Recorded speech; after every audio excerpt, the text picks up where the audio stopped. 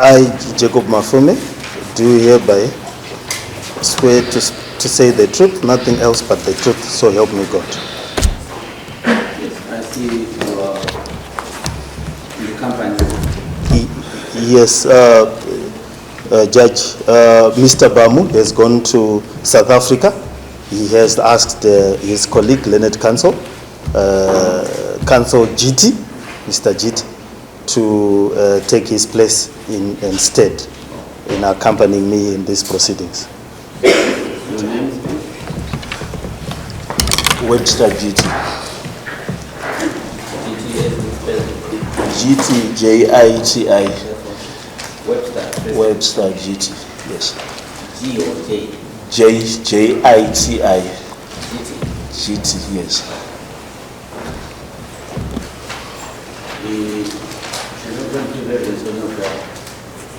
No, he is not going to give evidence on my behalf.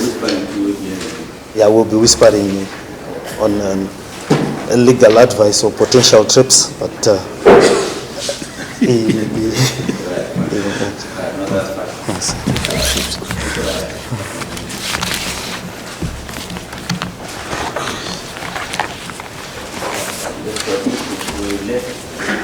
Yes, I think the record will reflect that when we left off, we were discussing the issue of the proliferation of service stations in residential areas.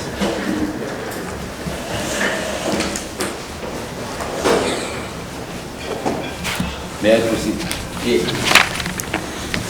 Yes, Mr. Mafume, you recall that the last time you appeared here, we discussed many issues, yes, including the issue of the absence of the ERP.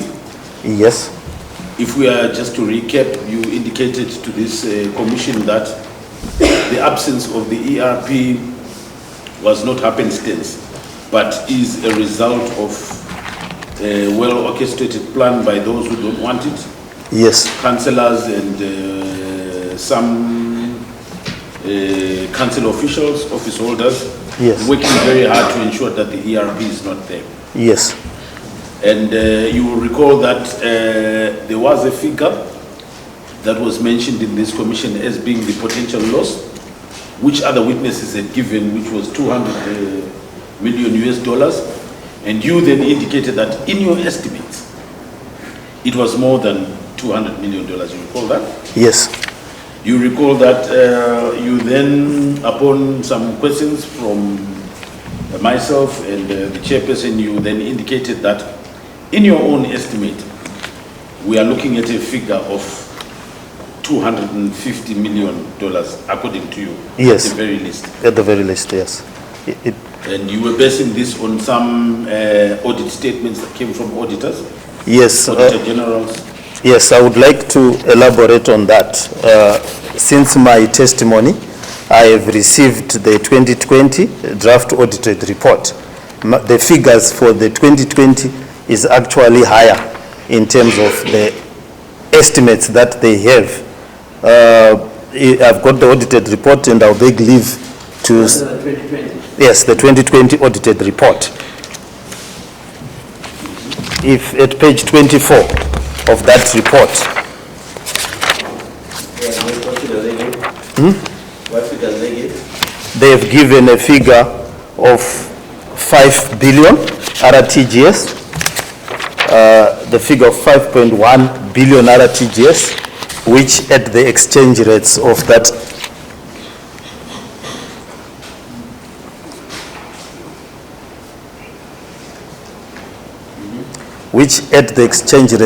time would be anything between 70 million to 80 million US.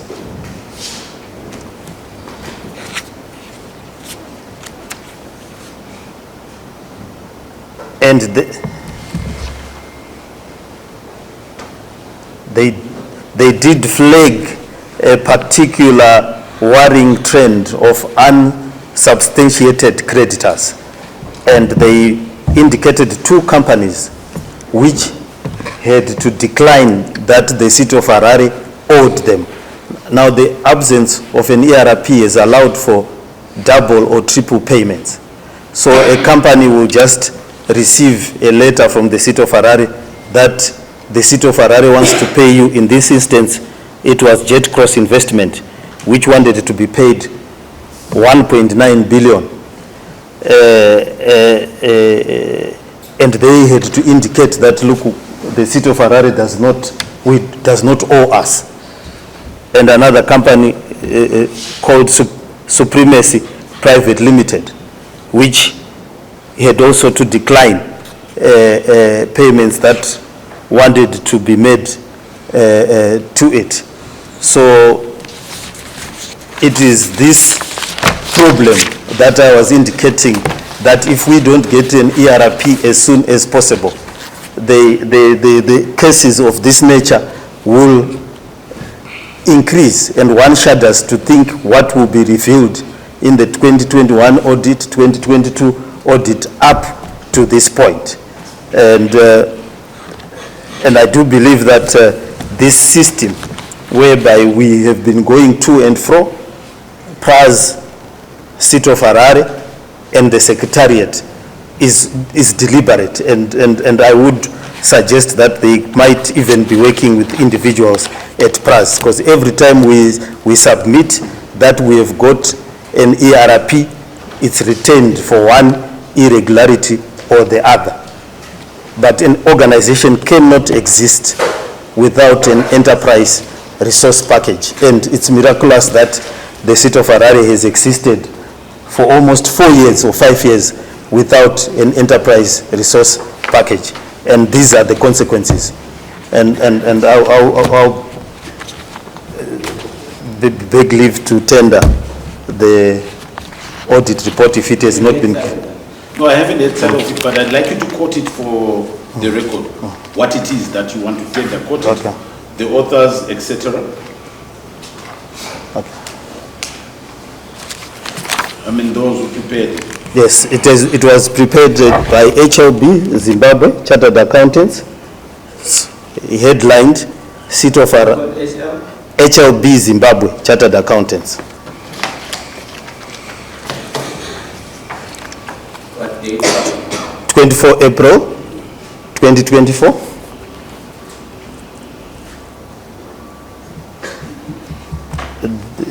Headlined City of Harare, HLB Zimbabwe report to those charged with governance for year ended 31 December 2020.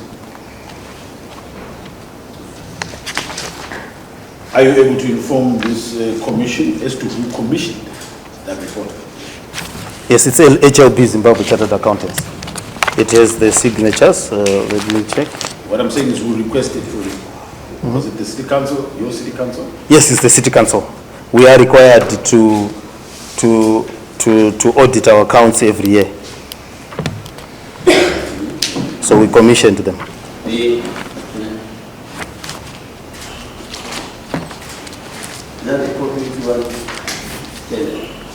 Well, I can make more copies later on. This is the copy that I've been using, but I have a soft copy. No, I have a soft copy. Did you make any notes here? There are no notes.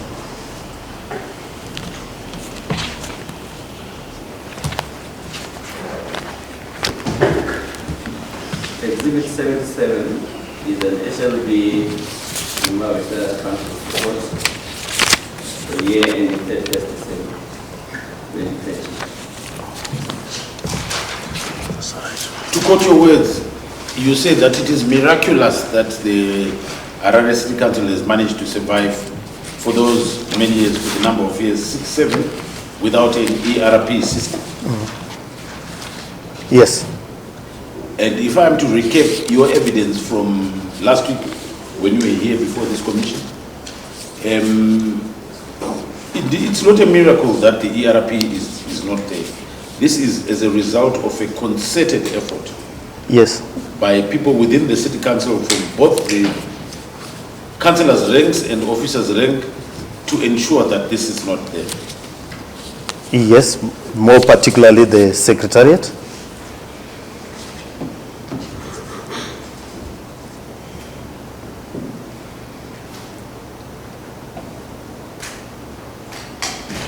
whether or not you ascribe more activity to one group or the other. For us, people who are governed by yourselves in this city, it's a combination of both. Yes, but what I found, because I've got a private sector background, what I found particularly in the system is that across the board, there is a general lack of understanding, technical know-how of understanding how an ERP is actually the lifeline of any organization that is operating in modern times. Well, aren't you being too kind to them? Because if they didn't understand it, they wouldn't be resisting it so much. Yes. Isn't it the fact that they actually understand it? They actually understand that it will bring accountability. Yeah, but it is that accountability that they do not want. That is my major issue with the town clerk and his management, because I'm aware that they know what an ERP does. They knew that we were having our audits every year until the point when they fired the service provider that was providing the ERP overnight. And you would agree with me that if you councillors had been standing in unison against this profligacy, this irresponsible behavior, none of this would have happened. Well, we stood in unison. The councillors, to their credit, once they understood where I was coming from, we have all the resolutions. We have made all the resolutions, held special councils around the ERP, even directed that an award be made. But we were told that it is not procedural and we were in violation of one law or the other. The impression that you give to the public is that being a team player with councillors, in that you are fellow politicians, the impression that the public will get is that you're trying to minimize the role of councillors, whilst exaggerating the role of council officials. Well, it's not an exaggeration. We all, when we are getting to council, we come into council with different backgrounds. You cannot, what I'm trying to say is you cannot minimize the role of councillors as well, can you? Given the fact that you have admitted that it is a combination of both sets of officials that have been hindering you. Yes, I cannot minimize the role of councillors, but what I can do is say to their credit, the councillors have passed all the resolutions that we have asked of them in relation to the ERP. What has not happened is the bringing into the ERP. Just an objective appraisal without going into your evidence. This system has not been put in place for 7 years, as you say. Now, surely if the councillors were working in unison for 7 years, would we be here? Well, we like I said the last... This requires an objective answer. Would we be here if all councillors stood in unison and fought for this ERP system? We wouldn't be here, but like I said the last time, it is the case... Let me say, we wouldn't be here, right? Yes, of dogs, the puppies opening eyes at a different time. Well, puppies, dogs, kittens, I don't know. But the issue here is that there is no escaping the fact that the councillors must bear responsibility for this dire situation that we find ourselves in as we speak. Some responsibility, but the bulk of the responsibility is with the Secretariat, who assured when the termination was done. So it is the board of directors here blaming executives for the failure of the company, but absolving themselves. Well, we took remedial actions. We have made, the board has made resolutions to implement the ERP. We were then denied through a yo-yo game between PRAS and our Secretariat. The Secretariat will agree, PRAS will decline. PRAS agrees, the Secretariat will not implement until we had to go to the ministry. Who were the last ERP providers to be dismissed by the council? It was the BIQ. Did councillors not endorse that through a resolution? That was endorsed by councillors through a resolution. Right, so councillors bear responsibility for that, surely you'd agree. In fact, it can be argued that without their resolution, BIQ would not have been fired. The firing needed a resolution. I want objective answers here. That are devoid of any politicization or bias. Yes. Is it not an inescapable fact that were it not for the councillors' actions to pass a resolution to fire BIQ would not have been fired? Of course, it needed and required a resolution. Now, on a balance, who bears more blame? In this case, when the resolution was passed, I was a councillor at that time, but I was not the mayor.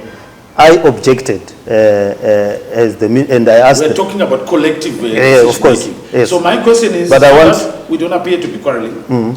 Who bears more blame? Who bears more blame in this instance were the technocrats, because they knew better. The level of knowledge and background of many of my fellow colleagues at that time were such that they probably were missing the argument as to why we were discussing an ERP. They were just being told. But you objected. Yes, I personally objected. You personally objected, giving cogent reasons. Yes, I did. Well reasoned, like a lawyer? Maybe I was too fluent. But your councillors, that notwithstanding, went against you. Yes. So they had all the information. You can't say they were misinformed because you had informed them. And they had reason to trust you because you were one of them. Yeah, but at that time I was just... yes, yes, I was just a councillor. Yeah. I think that I will move on from this ERP because we've exhausted it. Okay. But the point that I wanted to establish that this is not, the lack of this ERP is not blame that can be apportioned to one party. Yes, it cannot be apportioned to one party. Now, if your councillors are unable to understand the ERP system, and there are puppies who haven't opened their eyes, to use your words, should we have them? Well, at this time they've understood, they've made the resolutions, and we are in sync in terms of where we need to go on the ERP. 7 years later, do we need those puppies? They understood. To use your words. Well, they understood a few years back.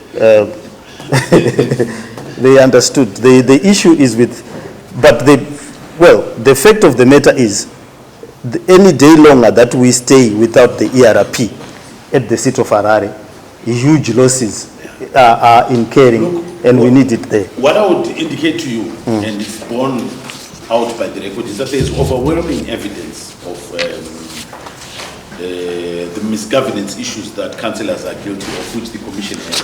Some of which councillors themselves have admitted before this commission. Yes.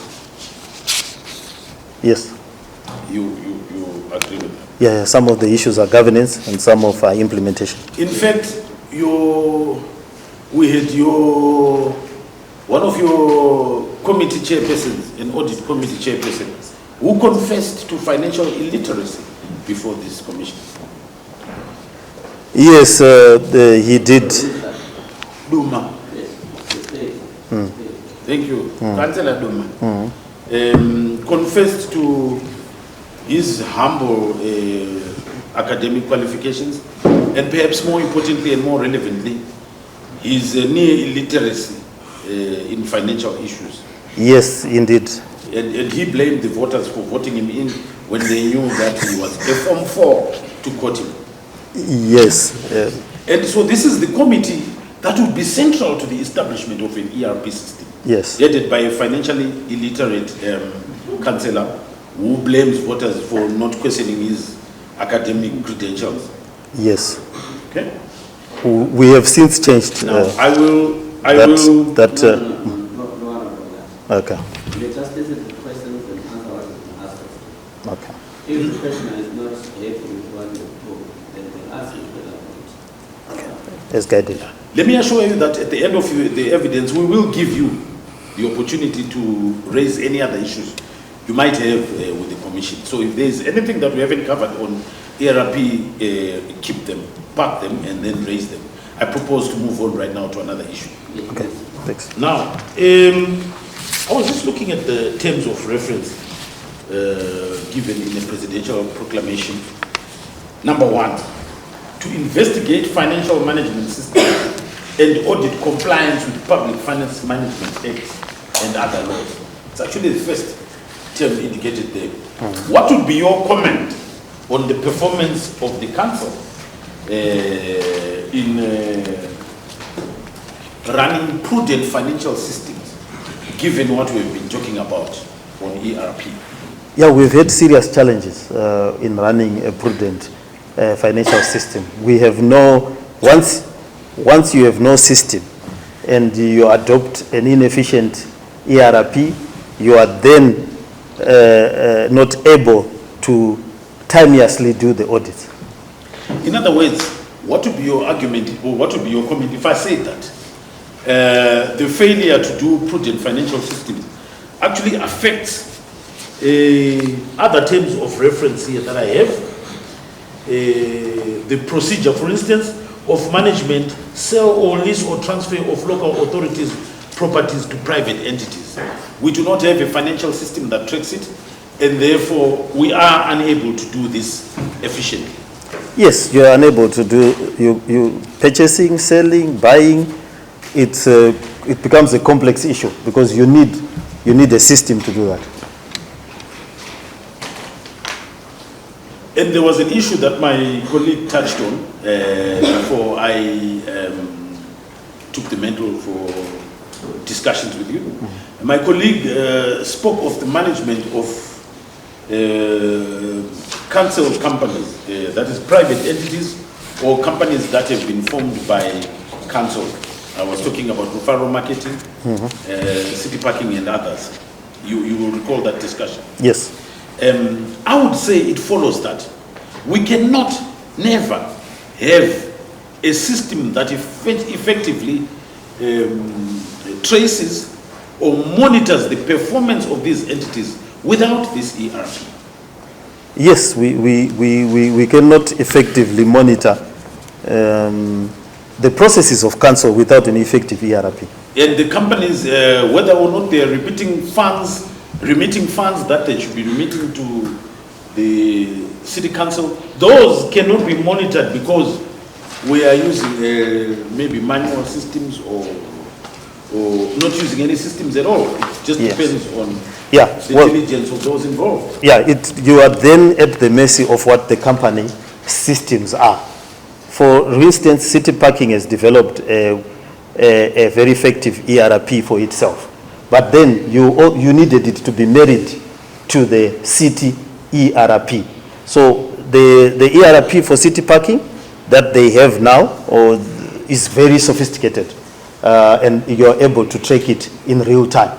So if you go there this morning, you look at the number of cars that they've intercepted, they've got a dashboard.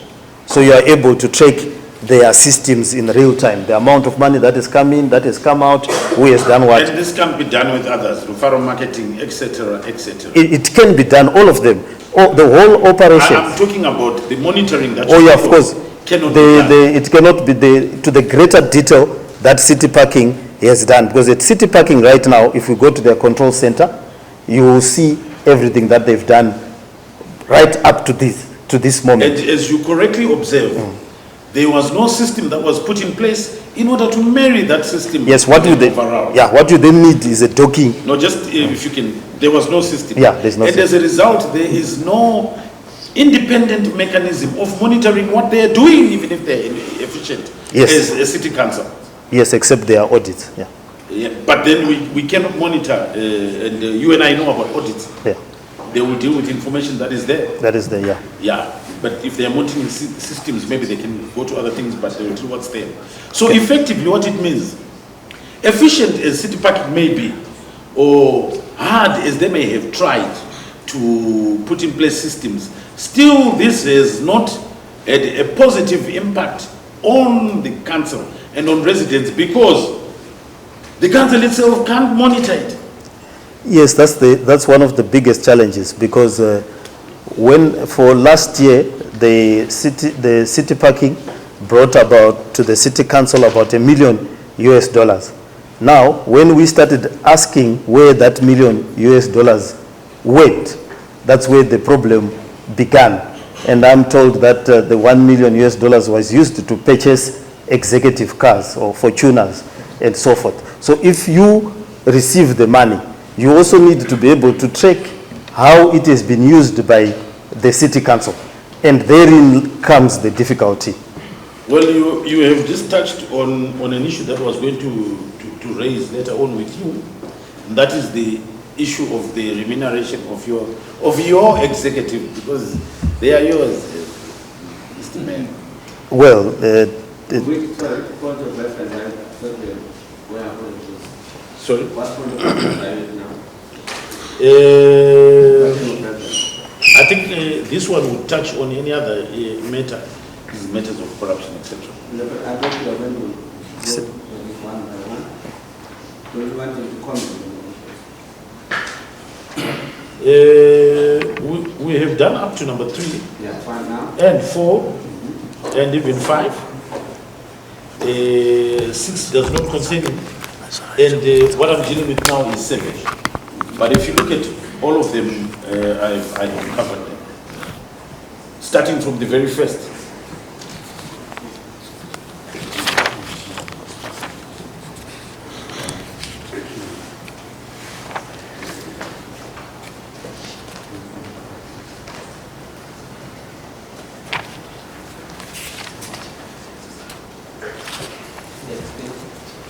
Yes. I was going to touch on a matter that you were raising. You have just raised the purchase of Fortuners. Now, of executives from monies remitted from city departments, we say. Am I correct? yes. When did this incident occur? Well, towards the end of towards 2023, August, towards the election, City Parking used to enforce on one bylaw, which is the parking bylaw.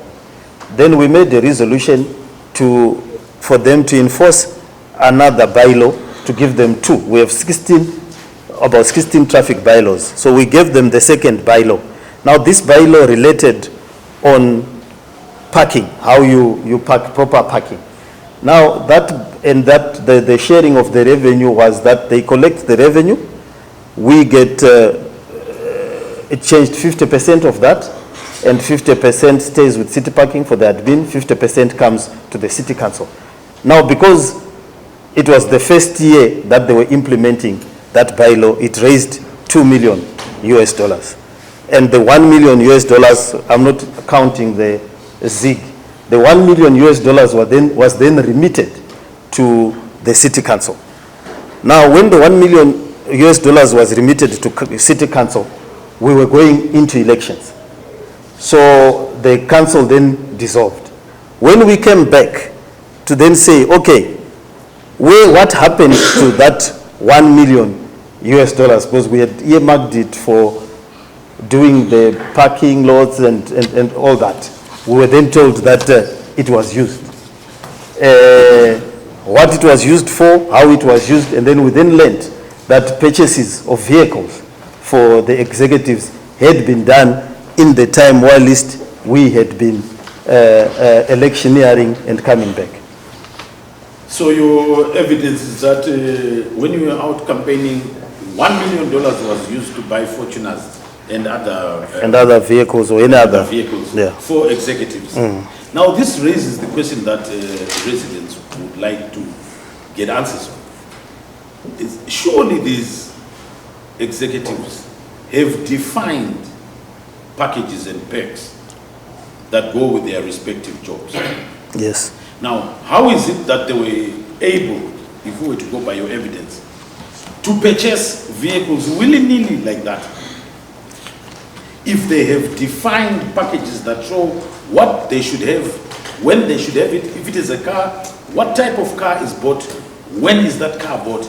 And that actually is controlled by regulations given by the ministry, is it not? Yes, it is. Now, how were they able to do that?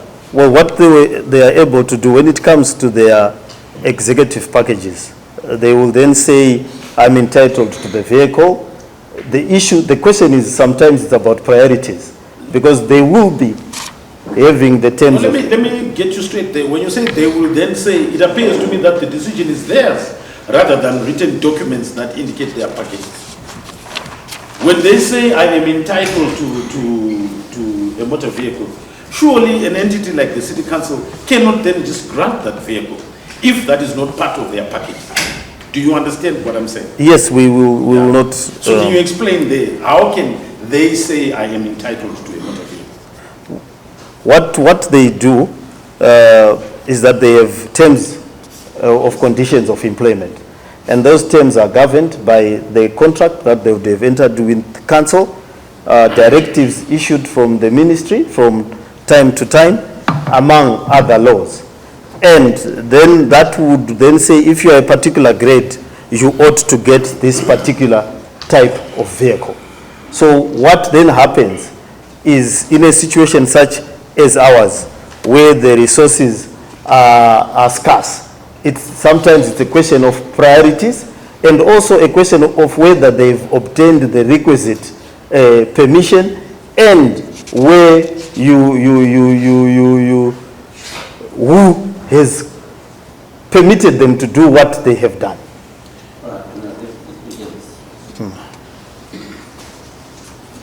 Do their conditions of service allow them to refuse?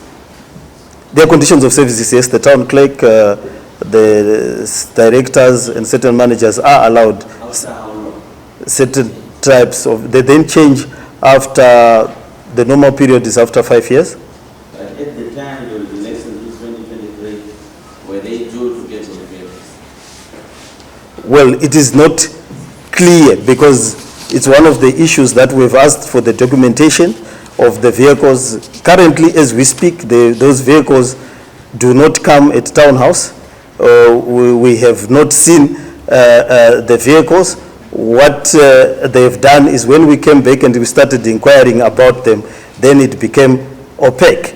And it is the same with the executive salary role. The last time it was raised here at the commission, we had asked for it.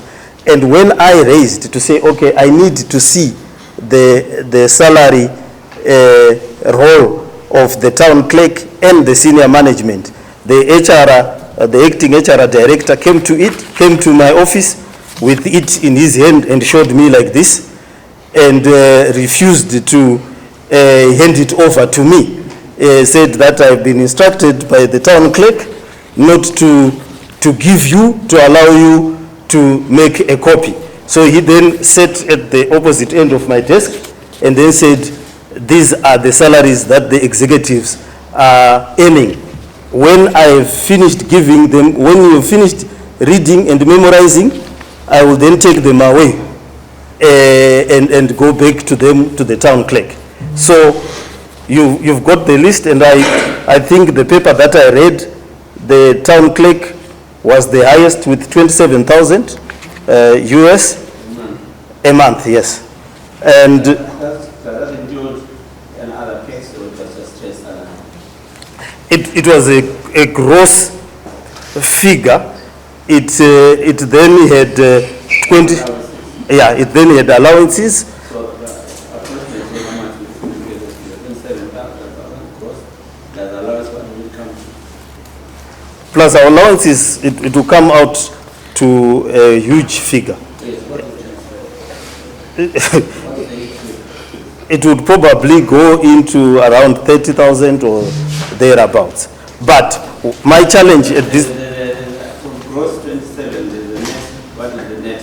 the net, the argument that Without before adding the allowances. with, if it's at 27,000, the net would then come to about probably 15,000.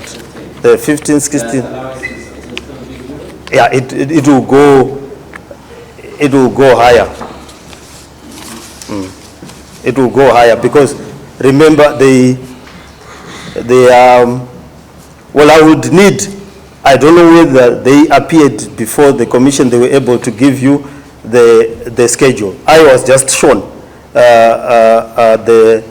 the salary and I was not given. And I do understand that they don't even issue pay slips to each other. Those would have been authorized by town clerk. Yes, yes, those have been authorized. Motor vehicles also, they've been- Would have been authorized by the town clerk, yes. Yes, no, I wanted to bring you back. So the town clerk had $27,000 per month. Yes. USD. Yes. And others? The others, it then cascades downwards. I think the one which had the minimum was at around 13,000. That's the lowest. That in that schedule that I was shown and not given. That's the schedule. That according to the schedule I was shown by the acting. That is the schedule only. No. This I'm illustrating how it was shown. No. He refused to give me. He said my instructions are to come, show you, because you have asked. I've shown you. My instructions are to carry whatever I have back to the town clerk. The law and sort of this scenario now, am I correct in saying there's no harmony between executive and the mayor? You seem to be hiding things from that. Is that correct?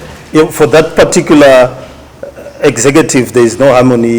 Executive salaries role, there is no harmony because I had So not only salary, but even other conditions of service. even other conditions of services. That was prevailing now. That is what is prevailing now. Is that normal? It's not normal. Are you happy with that situation? No, I'm not happy. You want change? We want it changed because in my own calculation, the executive salary role in itself can take about 500,000 US per month. And that is an anomaly in the sense that you can actually pay. With that type of scenario, are you able to, is it in any way hindering your performance? Yeah, it does. It does because if you are going to be piling up a salary debt of that nature, firstly, it has not been approved by the local government board. It certainly has not been approved by the ministry. And thirdly, it is a huge draw on the resources because you are talking about people who have the capacity to then allocate once there's a pile of money, they are then able to allocate to themselves that amount of money, and we are always in arrears. If you had the power to change, what would you change? The power, we would make a resolution and put a cap on the salary,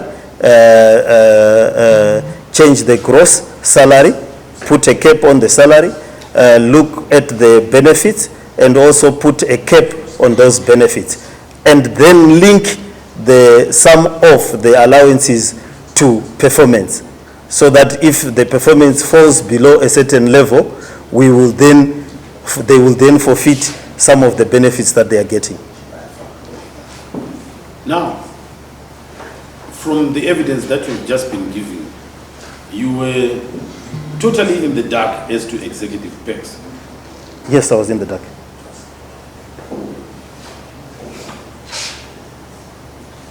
So why were you in the dark?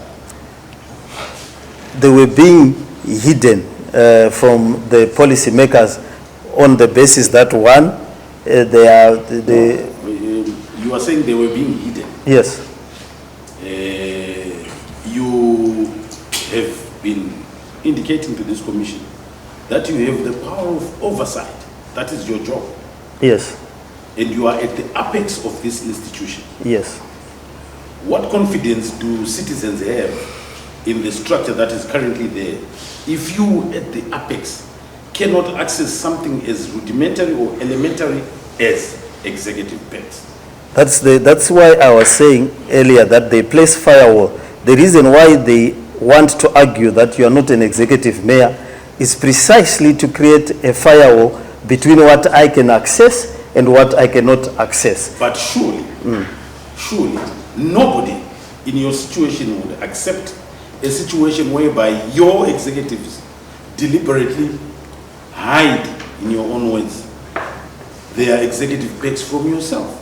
Yeah, but it's an anomaly. Have you ever come across an organization where somebody brings to the mayor a salary schedule, cannot trust to leave that salary schedule with the mayor, says I've been instructed by the town clerk to just show you this paper and I'm living with it? No, I've never seen it. That's what you want to, Would one answer the question?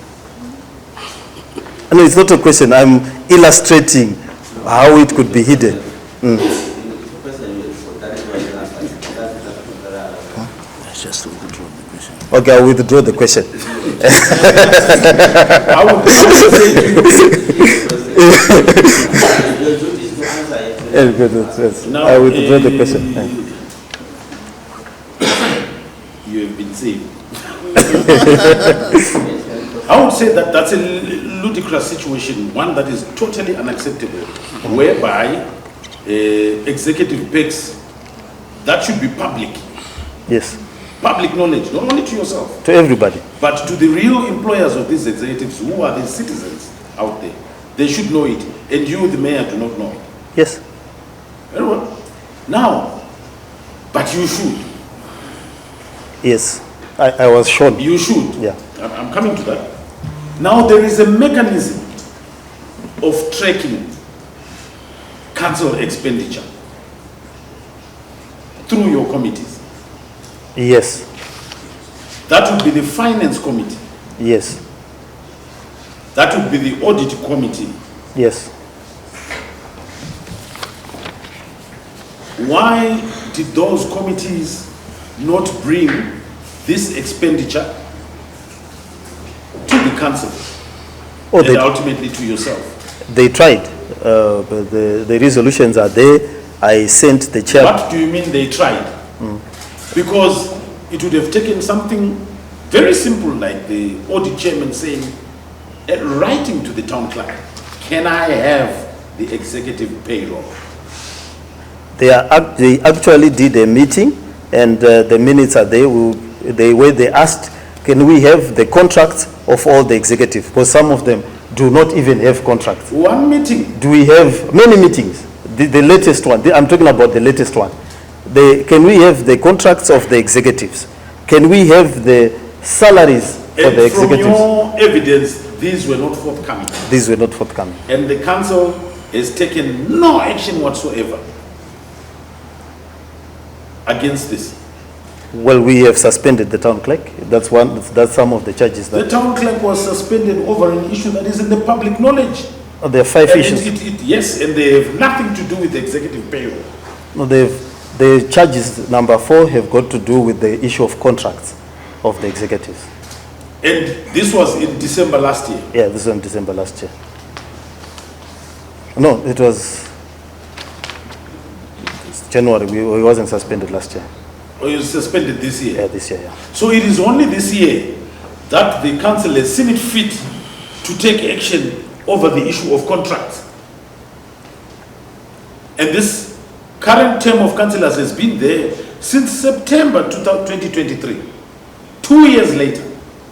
Yes, the issue of contracts, it's like extracting teeth. We started on the issue of contracts. No, but I'm saying that this is a central issue to the operations of the city council. Yes, it is indeed. And if you are unaware of how much councillors are receiving as their salaries, surely that's a serious issue. That is an urgent issue. Executives. That Yes. would require urgent attention, you'd agree. Yes, I would agree. And you'd agree with me that a lapse of 2 years before any action of taken betrays lack of urgency on those who should take the action. It does, but actions was being taken, meetings were being done, resolutions are there. I So can we are illustrate. we are talking about January. You suspended the town clerk. Do you now have the executive payroll? At least there was a market improvement. Question. No, we don't. Question. I don't. You suspended the town clerk in January. You have an acting town clerk. Do you now have the executive payroll? No, I don't. They just showed me. It therefore follows that it was not the town clerk No, who they, was stopping you from the executive payroll, because even after you have suspended him, you still don't have it. yeah, at least there was a market improvement. They showed me the salary roll. Now I know what I saw. But we don't know. I was hoping, Residents don't know. yeah, I was hoping that this, The commission doesn't have that information. well, I was hoping that it was subpoenaed. No, we will help you. Yeah, okay. Mr. Chairman, I think that this is a very important issue. The residents, are you able to, even after the agenda, are you able to We need that information. Yes, we will need the official who showed him to come along. Not necessarily. Okay. Okay. Let me help. Yeah. This way.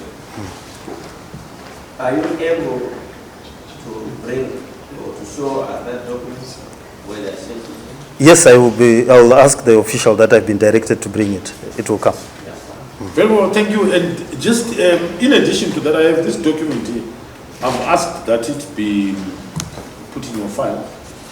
This is a document entitled Claim for 2024 Holidays. Looks something like this at the top. Yes.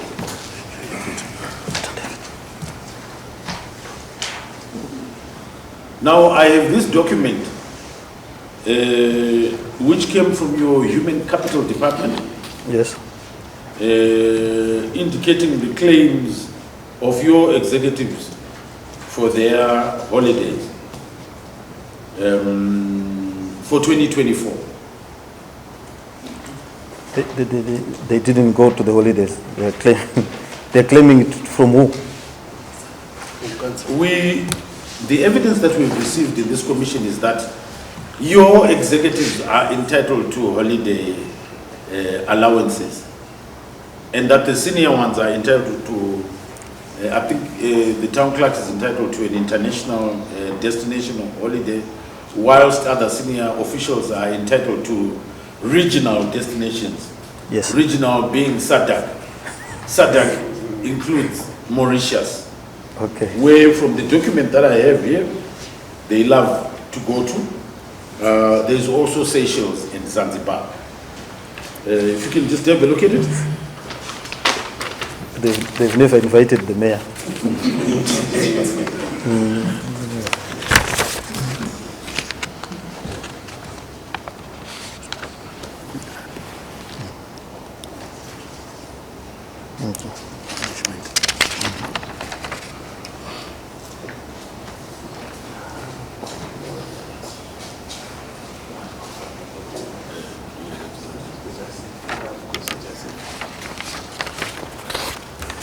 Yes, I'm seeing it.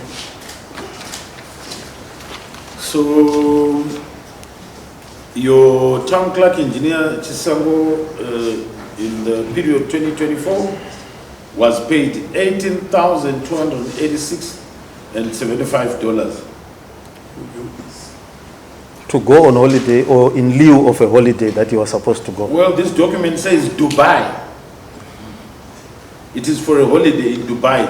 I think for citizens, I think it matters not whether or not they actually went there or they claim it. What is important for citizens, and for this commission indeed, is that an amount of $18,000 was paid last year for him. Okay. In fact, then there are others, Chawatama, 15,080. We had Nekairo who came before this commission.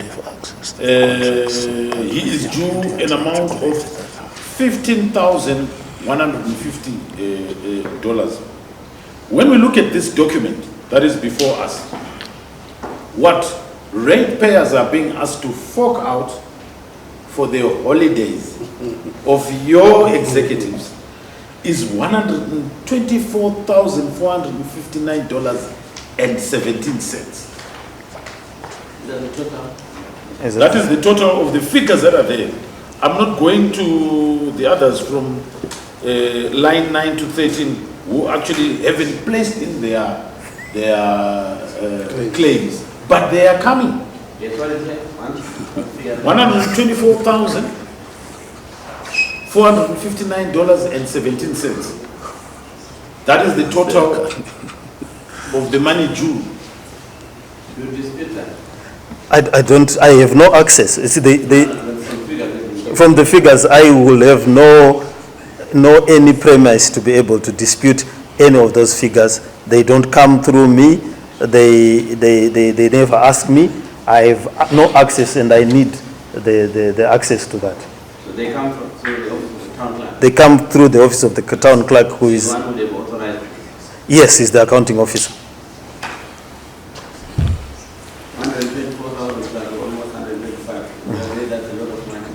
Yes, I'm actually shocked with the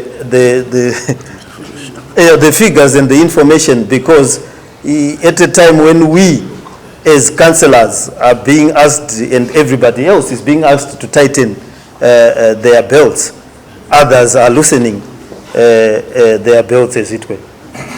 Yeah. And your evidence is that you are totally unaware of this. The executive salary role, the executive contracts are a big issue. And What that I'm saying is you are totally unaware. I'm totally unaware of this. I'm actually shocked. And heck, being an individual who has been in the private sector, as you have said, the blame wouldn't lie on the executives alone, would it? It would lie on the audit committee. Yes. It would lie on the finance committee. It would lie on the councillors, Yes, it would lie on. of whom you are the boss. Yes. Thank you very much. I would like you to look at the figure below as well. I have got here a list of 123 individuals. Sorry, no, 43 individuals.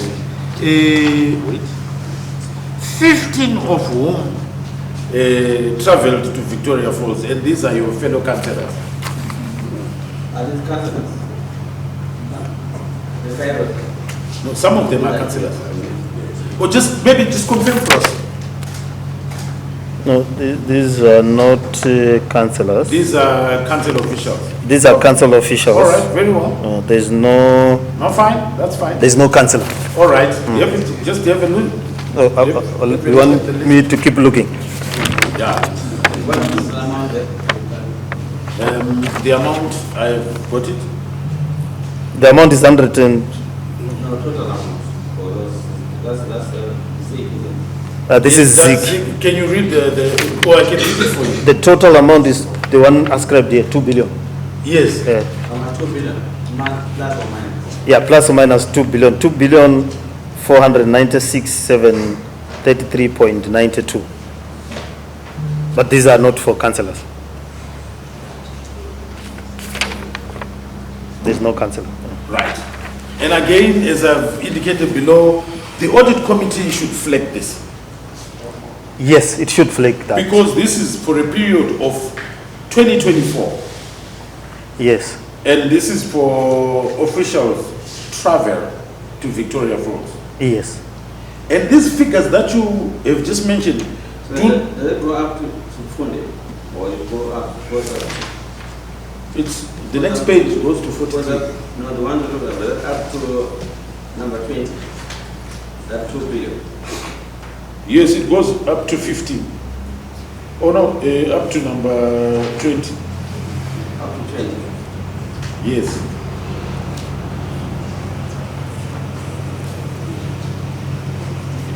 Right. Your 2.4 but goes up to 15. You have not ended 16 up to 20. No, 2.4 goes to those who have been paid. The ones that have been claimed not paid is that figure 702,454.49. So how much is that? I think it's 702,454 and 49 cents. This thing, I told you about this thing. That's it. 702. 454.49.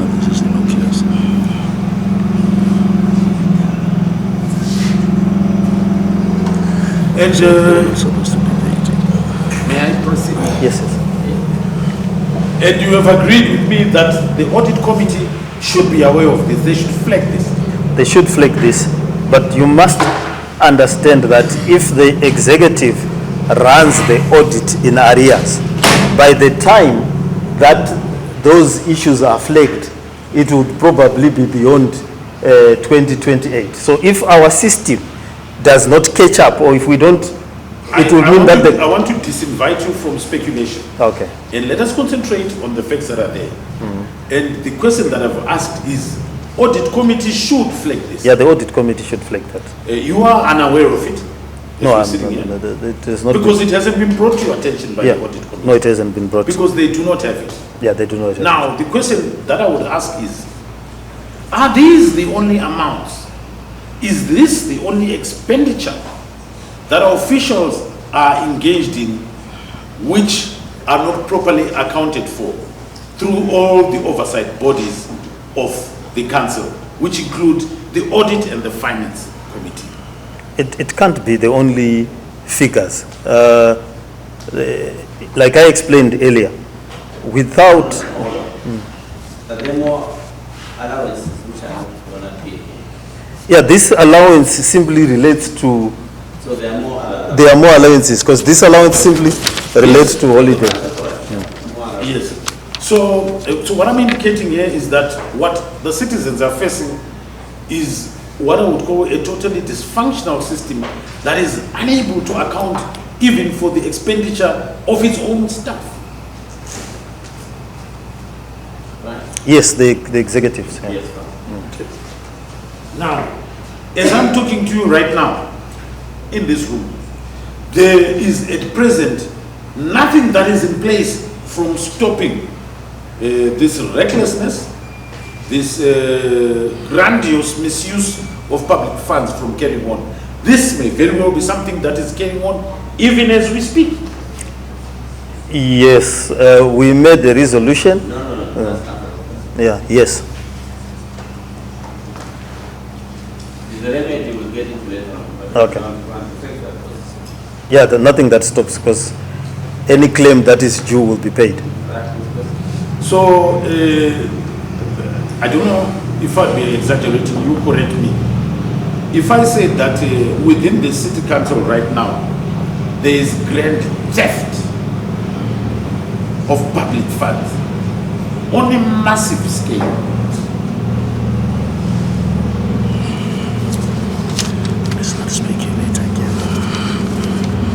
Well, earlier you had invited me not to speculate, but there are loopholes that would create the situation you described. There are loopholes that will create the space for grand theft. But I don't have specific details. Sir. Sorry? Are they yes?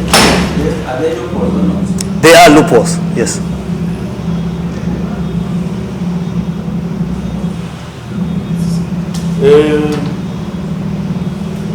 Let us move on to the issue we had started discussing, the issue of the proliferation of service stations.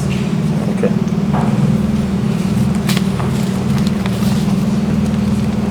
Before you gave evidence, the head of planning in your city council expressed misgivings about the number of service stations in the Avondale area. Yes. And you also confirmed that there was an inordinate number of service stations. Yes. And I referred you to one particular one which has got my attention, and I know that there are others. This is the one at the corner of Tyrone Street and West Avenue, West in its previous, Yes. in Avondale. Yes. And this is a service station that is in the middle of a residential area. It is actual immediate neighbors, residential neighbors, on two sides of the property. I have no reason to dispute that. Yes. And you will recall that we had asked that you provide to this commission the requirements for one to construct a service station. I would talk obviously of the safety requirements and other requirements that are there. Have you been able to do that?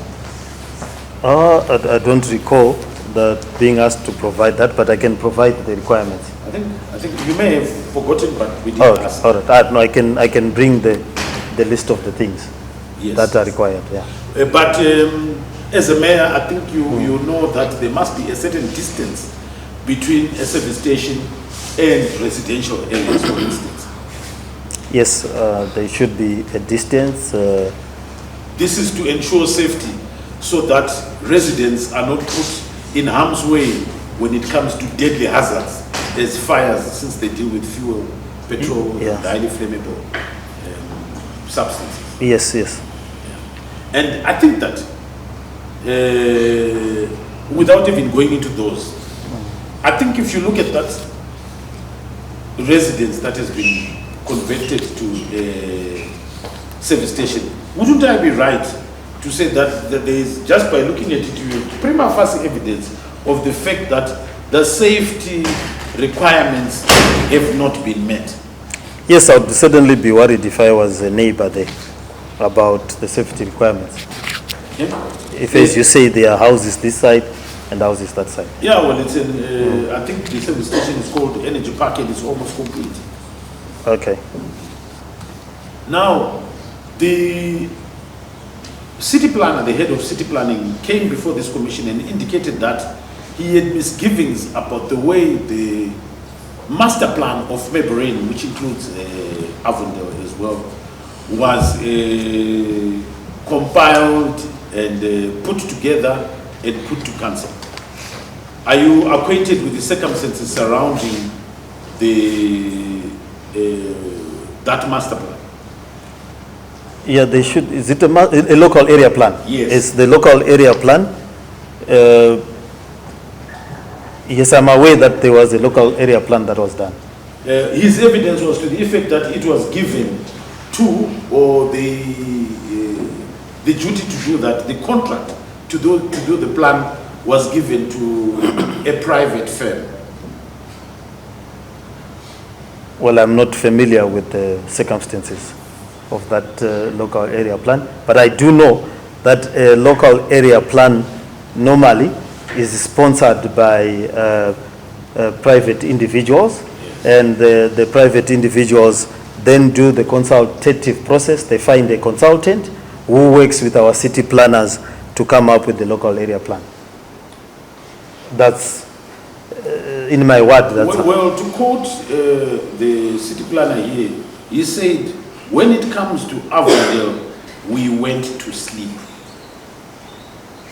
I'm quoting him verbatim. Oh, I was not aware that he had slept there. I have one scenario actually of that particular one. Sorry, Mr. Chairman, before I go that, could I officially have that remuneration, that only the allowance? The payment for holidays is 778.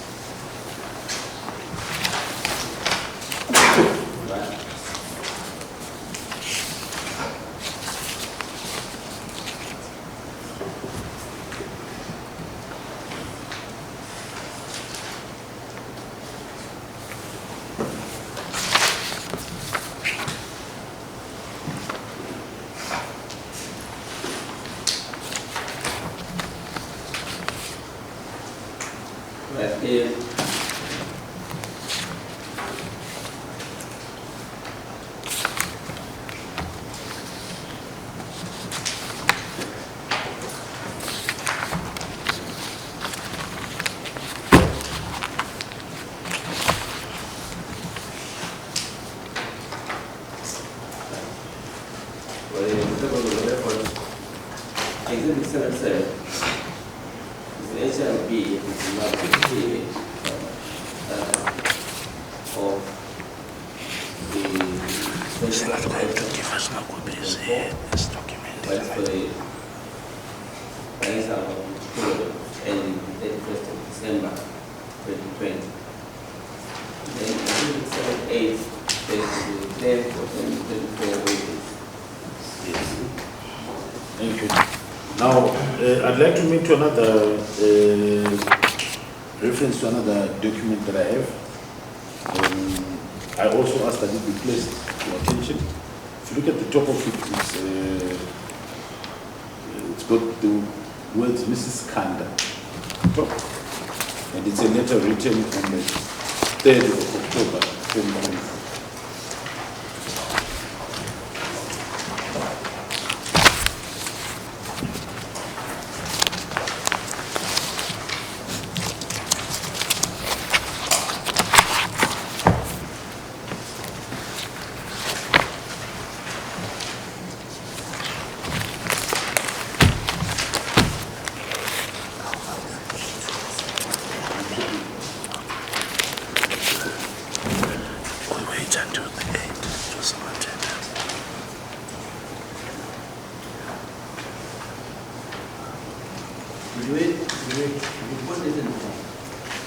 Yes, let me just, I asked, sorry.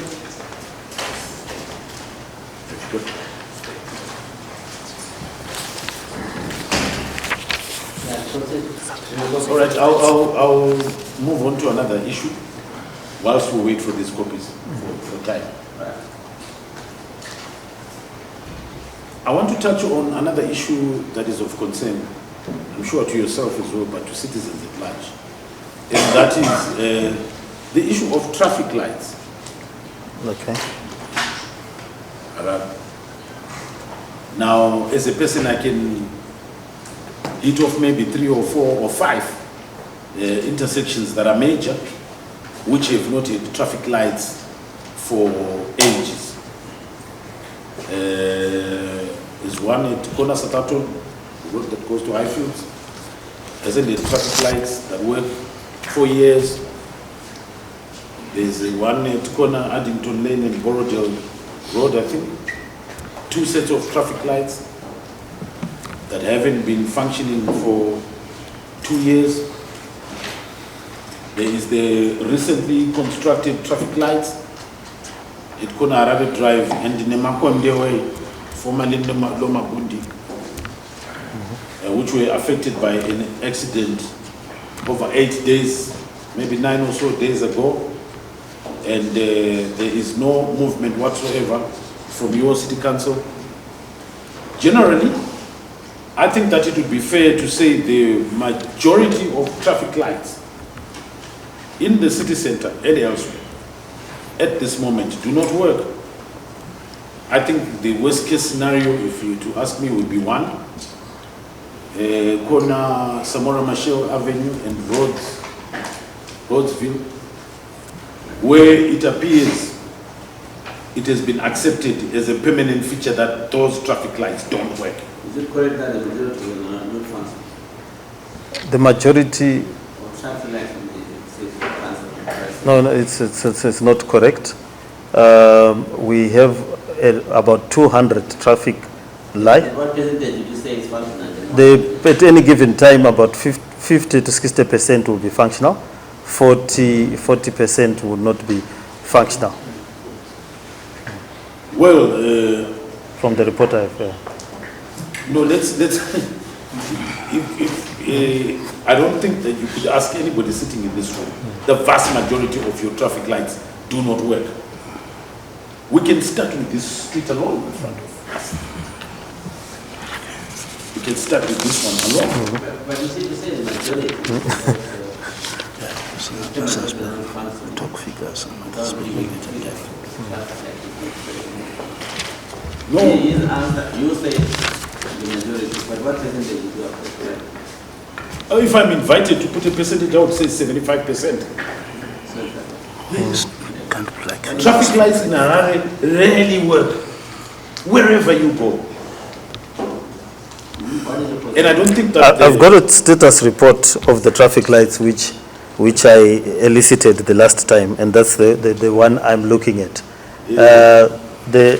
The Armageddon scenario that I would say my percentage of 60% at any given time are working.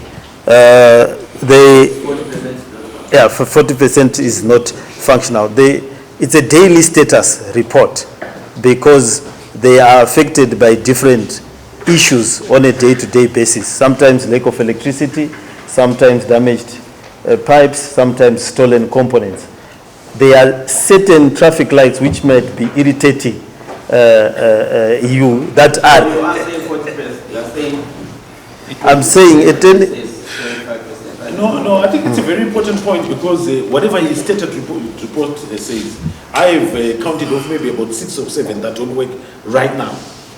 And what I'm indicating to him that if you look at the Borodale ones, and yes, it does. I know not only me, but your residents, your ratepayers as well. That one hasn't been functioning for 2 years. Now, on a balance of probabilities, how probable is it that you operate on a 60 functional one when you have traffic lights that don't work for years? Okay, the status is we have 218 traffic lights.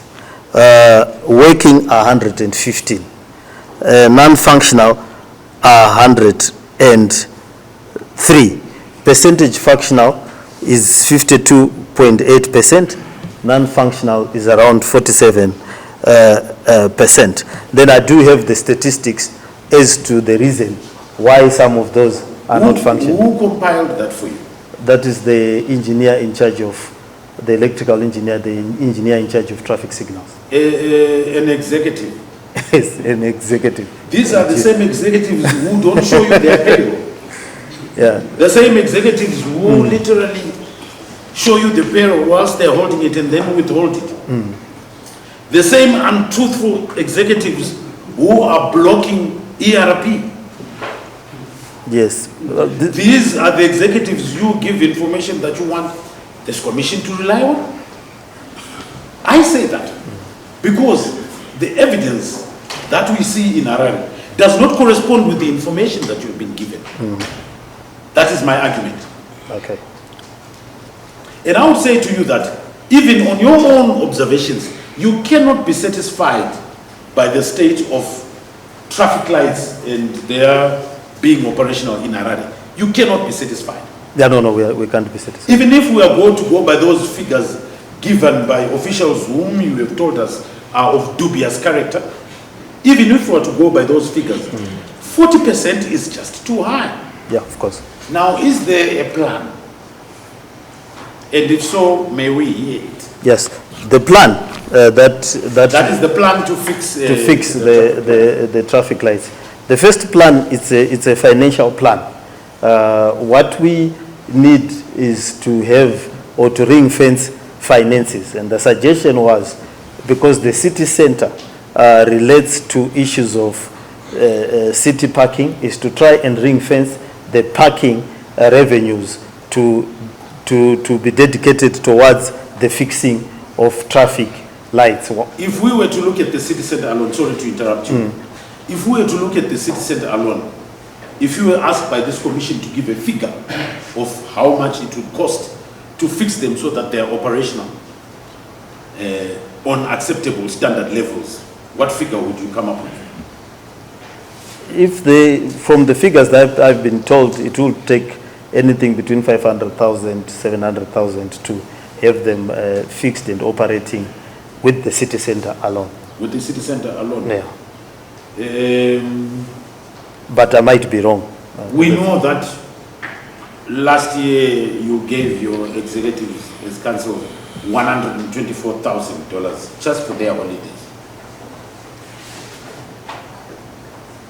Yes, I didn't give so them. If It was authorized by the town. If I were to say to you that the failure by the city council to fix traffic lights in the city of Harare is not unavailability of funds, but misalignment, misdirection, and misspending.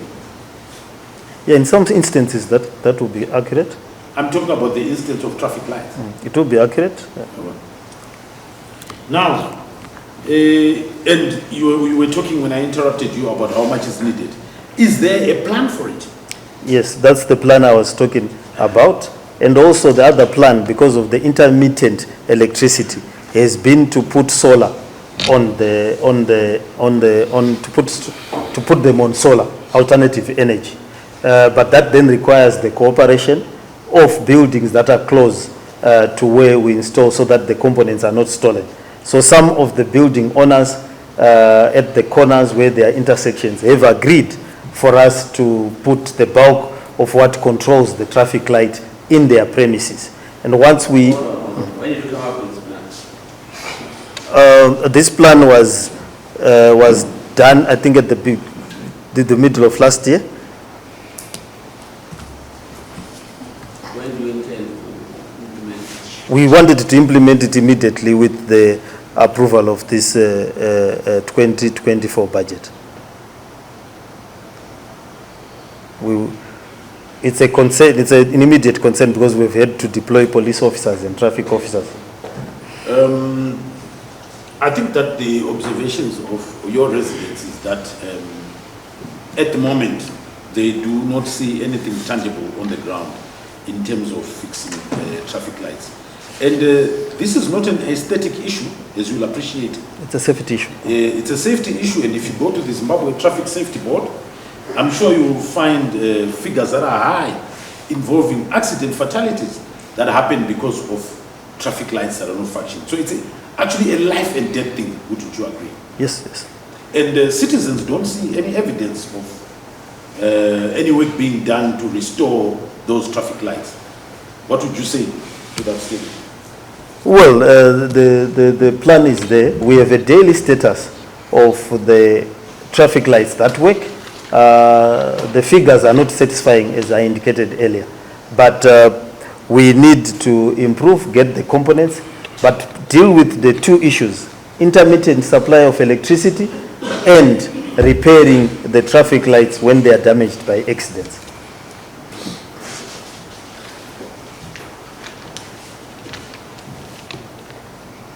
I would say if one were to look at the traffic lights that have not been functioning for over 2 years, one would be inclined to come to the conclusion that it's more an issue of incompetence, lack of care, rather than lack of funds or interruption of electricity, because Corner Rhodesville and Samora Machel has been over 3 years, maybe 4 years now. And I'm sure that area has had electricity in 4 years. Yes, the major work was done. Maybe you need to update your status. When we were preparing for the SADC summit, major work was done on many of the traffic signals. So the status report that we have now are that a lot were then made to function. But the problem is accidents and intermittent supply of electricity, because from my understanding, we received funding which was then utilized to repair those. No, I'm belaboring this point because it's a safety issue. Yeah, it's a safety issue. Yeah. It's not for aesthetics, so we can go around and say we've got traffic lights. People have lost lives and limb at those non-functional. The junctions. Yes. Yes, I agree. I want to move on to the issue of the document that you have. I think now for you. This is kind of.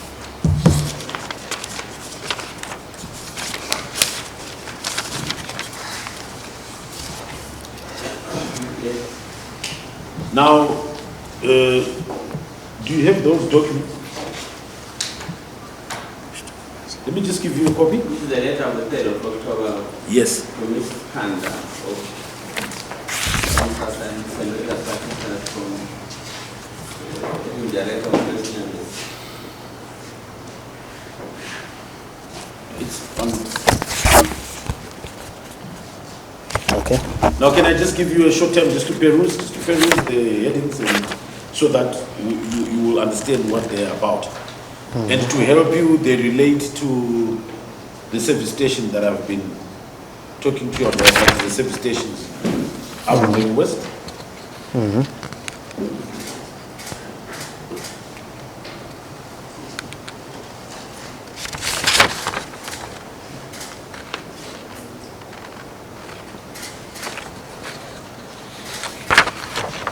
Yes, I've done so.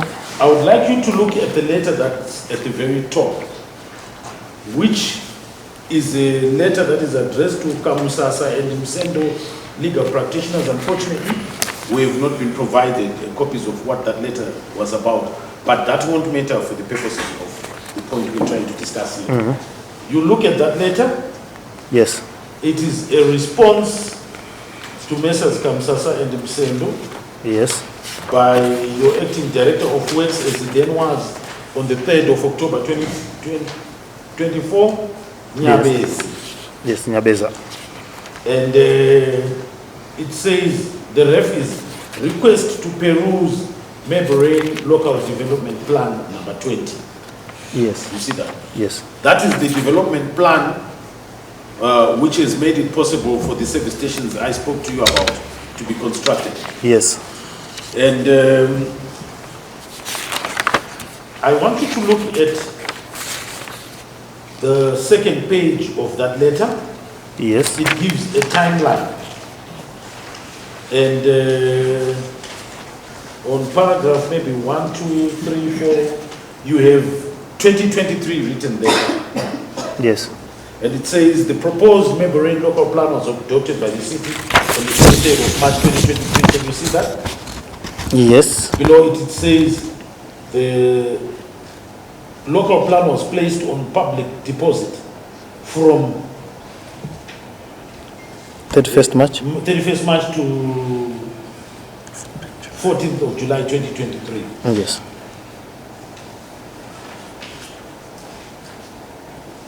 Did you see that? Yes, I've seen that. Right. I want you to go to the paragraph below that, Yes. which says no objections were received pertaining to this public display period. However, some letters of representation were received from the residents of the area which were incorporated, were technically feasible into the local plan before it was finalized. Yes. Now, I would like you to explain to us the difference between objections and letters of representation. Because that statement says there were no objections raised on the proposed plan, but there were letters of representation. Are you able to explain what that is? Well, Difference. my understanding would be that a letter of representation might just be to indicate things that maybe a particular resident or a group of residents would want to be incorporated in the local area development plan, but without necessarily objecting to the plan or certain aspects of the plan. But the letter that notes to the calling upon, someone wants to put up the structure and they are calling for objection. What does that mean? That what is the default response? If we call for an objection, we expect that one then writes objecting to the development. But lay persons, do they know that it's an objection or they just pay out as it is a letter of some sort? Yeah, lay persons would probably not know, or it is reasonably conceivable that a lay person would not know this finer difference between a letter of representation and a letter of objection. Would you then be far-fetched to say the representations actually were objections, informal objections? I would have to read them to understand. They certainly were not presented to me. But you would agree with me that on the face of it, there's no difference between the two. Yeah, it's Because I can put my objections through a letter of representation.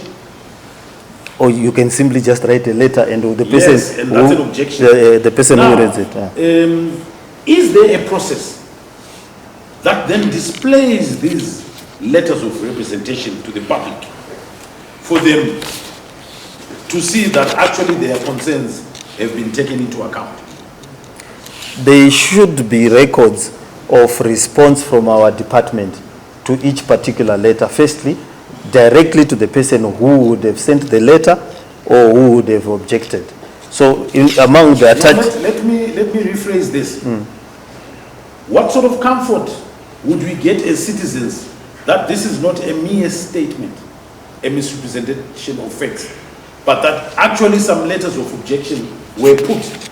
If you do not have a system of them publicly displaying those letters of representations or those objections. there's no system that I know of. What I understand... Sorry, no, there's no system that you know of. Yeah. So what it actually means is that an official may receive letters, not action those letters, and then simply indicate that no objection letters were received. Yes, but that There is no mechanism to stop that.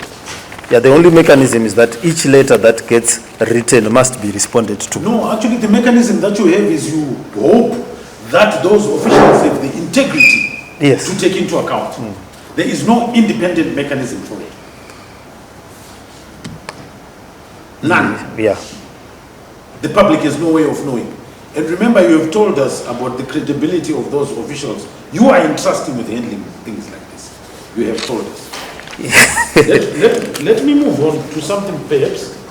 If you go to the second paragraph, Yes. to the paragraph after, during and after public display, right? Go to the paragraph that starts, the local plan was then finalized. Have you found it? Yes, yes, yes. Let me read it out loud. The local plan was then finalized and presented to council for approval. It was approved on the 18th of July 2023. I want you to note the dates for a question that will come later. Then placed on public deposit for a period of 6 weeks. Right? Then your author goes on to define the 6 weeks. He then says, this was from the 1st of October 2023 until the 18th of October 2023. Do you see that? Yes. Now, according to the author, that is 6 weeks. Yes. Well, that's probably, I wouldn't speak to him for him. It is probably not 6 weeks. Yeah. There's no probably there. It's not 6 weeks. It's yeah. actually only 17 days. It's 17 days, yeah. Less than 3 weeks. Unless if it's a type. So now, this is a letter that is addressing a critical issue of infrastructural development that some citizens may object to. Yes. And we are talking about service stations here, which we all agree have proliferated all over Harare, and some may argue even beyond. Now you have your council official saying that he displayed this document for 6 weeks when he displayed it for 3 weeks. My own summarization from that is that the period that is required by the regulations that affect that procedure is that that display should happen for 6 weeks. Yes. So in this particular case, it didn't happen for 6 weeks. According to this letter. According to this letter. Yeah. It happened only for 17 days. 17 days.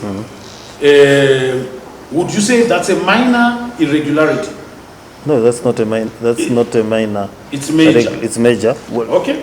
Now I want you to stay there and look at the letter that was. I want you to go to the very back. define The back. last document, the final document written by, it says Development Studio Africa Private Limited.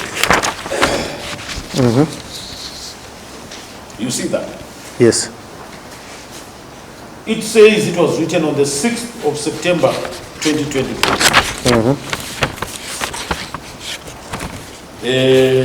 Request, it says have you found it? It says request for zoning confirmation letter for stand 350 Avondale Township of Subdivision 1 of Lot 8, Block A of Avondale, number 63 West Road, Avondale, in terms of the recently gazetted Mafume Local Development Plan number 20. Yes. You see that? Yeah. And if you read it as the reference connotes, it is a letter by Development Studio Africa inquiring about that lot as Yes. to whether it has been zoned. Now, then you look at the response.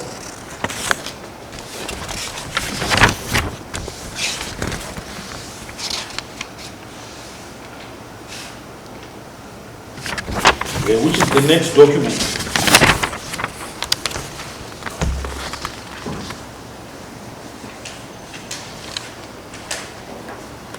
I think, let me just look for a copy that is the name of the author.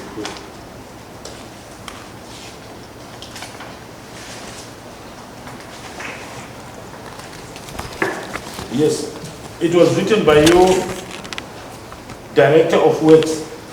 Yes. And it's dated the 19th of September. Yes. Can you see that? Yes. Yes. This is Development Studio asking if this area has been zoned properly on the 16th and efficiently 3 days later.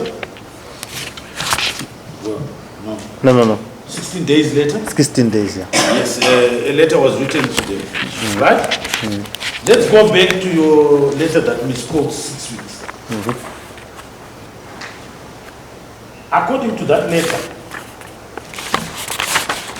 Development Studios was given the go-ahead to implement what they were seeking in September, before the process of October was actually engaged in. Yes. Right? Do you note that? This public display was supposed to happen from the 1st October for 6 weeks. This is when the public was asked to comment on it. And yet, already in September, the City Council had written to Development Studios and indicated to them that yes, they could develop. That is a site that has been approved. Now, wouldn't you agree with me that citizens were being taken for a ride here? It wasn't 6 weeks, it was 3 weeks. And they were being asked to review a process that was already underway. It had been concluded, actually. What? Yeah, well, if the narration, I'm not, it's correct about the narration that he has given. Yes, that's what the documents say. They are saying that the dates are all, they don't make sense. Now, if I were to describe that as corruption, would you disagree with me? That City Council corruptly, or let's say they misrepresented to citizens that they could review a process that they had already allocated to somebody else. It certainly is a worrying process which needs to be looked at. Yes. Now, no, it's worrying indeed, but is it not correct? Well, Not by you. and I'm saying it is not corrupt. the council because- officials. Yes, I'm saying it is corrupt because they were allocating this land to a developer when the processes for that allocation were not complete. Yes, if how you outline is what actually happened, then it raises eyebrows. Now, what guarantee, given the number of service stations that we've seen, which concern you, Mayor, which concern citizens, because most of them are, or many of them are built in residential areas. Certainly in Avondale, there are 2 within 400 meters of each other. Now, what guarantee do we have that this sort of scenario, as has been put demonstrably here by these papers, is not one that is replicating itself throughout the city where such service stations are built? We will have to change the process because what I'm seeing. Don't run to the remedy. Okay. Answer the question of the factual position prevailed. Okay. What was the question? Based on, what will you answer it? I understood the question to ask me to provide a solution.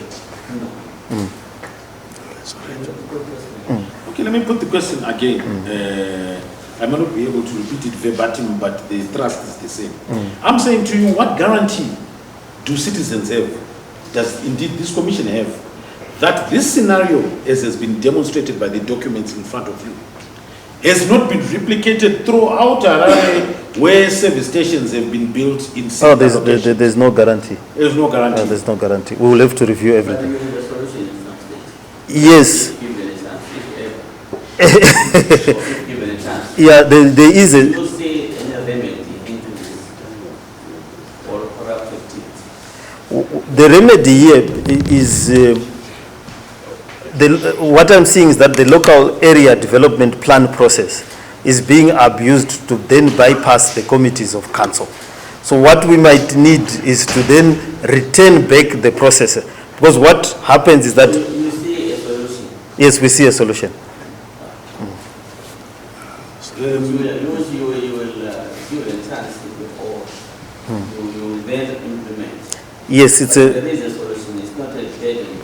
no, it's not a dead end. It's simply bringing back the process to the city council And committees. perhaps as a follow-up, what recourse do those Avondale residents have, given these anomalies we have seen from this document? Yeah. This allocation, out of this thing, you agree that it is not compliant with the requirement of the price because Yes, the conversion, yes, is not compliant. correct in saying therefore it was what it was permitted illegally. Yes, if the circumstances are. Now, do you want this illegality to remain No, illegal? no. What do you think is the best solution? At this juncture, the council, Sanitize, or make your city better. acceptable and clear. Yeah, the relevant committee will have to look at it and withdraw whatever permissions have been given To withdraw. to withdraw. And then the building, someone is crying, someone not considered properly, another person is in favor. Well, the building, the stand was not a council stand from what I understand. The stand is, from the papers, is a privately owned property, so the person can, On property, it's in your, it's in our jurisdiction. Yes. The person is then free at liberty to reconstruct something else that is permissible. reconstruct, what is the stand? No, they can't reconstruct. What is it? It will be removed. You are looking at Mr. Bob, do you want to remove? No, not, I'm not looking, I'm trying to, To be removed. yeah. How is it going to be removed? Well, the owner can be asked to remove it. If he doesn't, it will be removed by council.